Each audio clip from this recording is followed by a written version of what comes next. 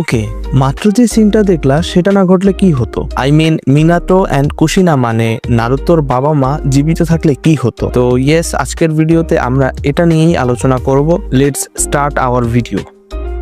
Minato and Kushina জীবিত থাকলে কি হতো? এর একটা বড় প্রভাব পড়তো নারুতোর উপর। সে তখন একজন হোকাগের ছেলে, তাকে সবাই ভালোভাবে ট্রিট করতো, সে অনেকটা কুল ভাবে চলতো, অতটা হেল্পিং অ্যান্ড ডেয়ারিং নেচারের হতো না নারুতো। সাসকে তাকে আরো বেশি ভালো বন্ধু বানিয়ে নিত, পারলে আরো 2-4টা পাপ্পি মিশিয়ে দিত। সাকুরা তার পিছে পাগল থাকত এবং যেসব প্রিন্সেসরা তাকে বিয়ে করার কথা বলেছিল তারা তাকে ডিরেক্ট বিয়ে করে নিত। তার বাবা তাকে ছোটবেলা থেকেই ট্রেনিং দিয়ে স্ট্রংগেস্ট অফ অল টাইম বানিয়ে নিত। জিরেসেন্সের সাথে নারুতো মেয়েবাজি করতো।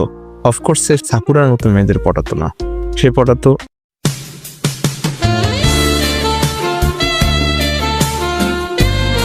কাকাশি এবং সোনাডে। কখনো হোকাগে হতে পারতো না। নারুতো একটু বেশি ইগো নিয়ে চলতো। সহজে বলতে গেলে ওর লাইফ কিছু অংশে বরুতোর মতো হতো এবং অবিতেও ভিলেন থাকতো না। এটা কি কারণে হতো তোমরা জানলে কমেন্টে বইলো, না পারলে আমি তো আসি। আর হ্যাঁ, আজকের জন্য এ পর্যন্তই।